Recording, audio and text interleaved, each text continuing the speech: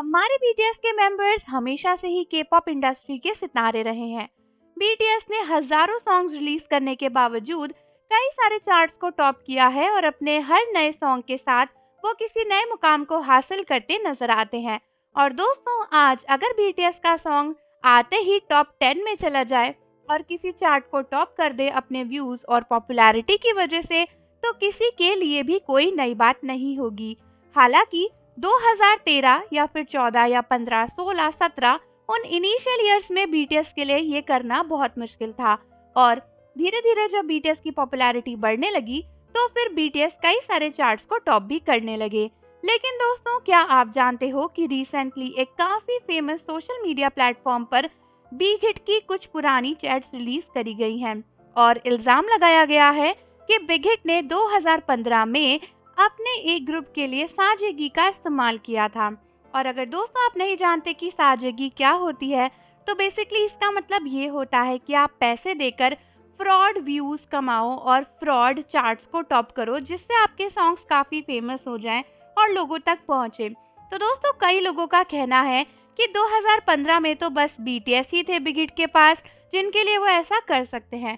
तो शायद big hit के व्यूज बढ़ाने के लिए व्यूज और बीटीएस को उन्होंने मैनिपुलेट किया और चार्ट्स को टॉप करने के लिए साजेगी का इस्तेमाल किया।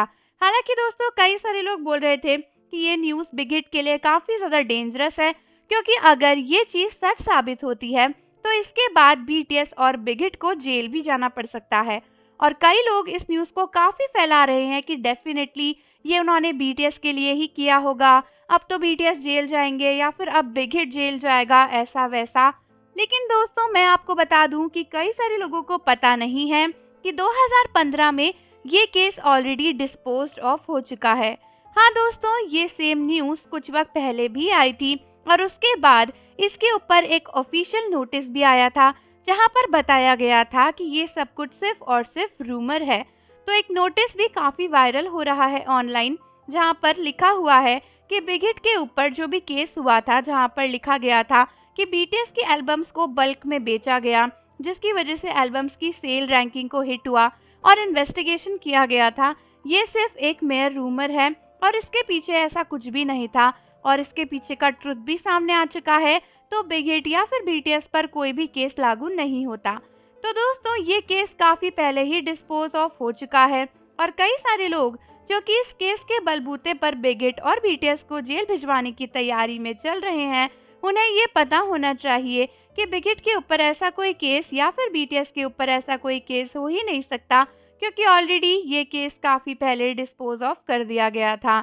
हाँ, ये बात सच थी कि उस समय बीटीएस के ऊपर ये इल्ज़ाम लगा हुआ था कि बीटीएस ने सेजागी का इस्तेमाल किया है और दोस्तों, बिग हिट के ऊपर भी ये इस्तेमाल किया गया था।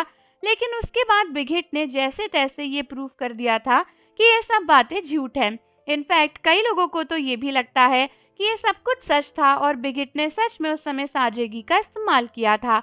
लेकिन अब सच और झूठ से तो तब तक कोई फर्क नहीं पड़ता जब तक बिग हिट उसको प्रूव ना कर पाए। और बिग हिट ने क्लियरली ये बात प्रूव कर दी थी कि उन्होंने झूठ मूठ में कोई भी एल्बम की सेल्स नहीं करी हैं और बीटीएस को आगे बढ़ाने के लिए उन्होंने कैसा भी झोल नहीं किया है। तो दोस्तों, इसीलिए आप चाहे कोई कुछ भी कहे, हमारे बीटीएस के मेंबर्स को कोई इस बात में कोई भी कहीं पर भी जेल नहीं भिजवा सकता, क्योंकि ये केस ऑलरेडी खत्म हो चुका है। तो जो भी लोग खुश हो रहे थे, उन्हें ये पता होना चाहिए कि पुरानी हिस्ट्री में क्या चीज़ें हो चुकी है और क्या नहीं। तो दोस्तों, आप मुझे बताओ कि क्या आप भी टेंशन में आ गए थे कि इस न्यूज़ की वजह से बीटीएस के करियर को खतरा हो सकता है? और जाने से पहले चैनल को ज़रूर सब्सक्राइब कर लीजिए, बेल आइकन प्रेस कर दीजिए। मिलते हैं आपसे अगली वीडियो के साथ।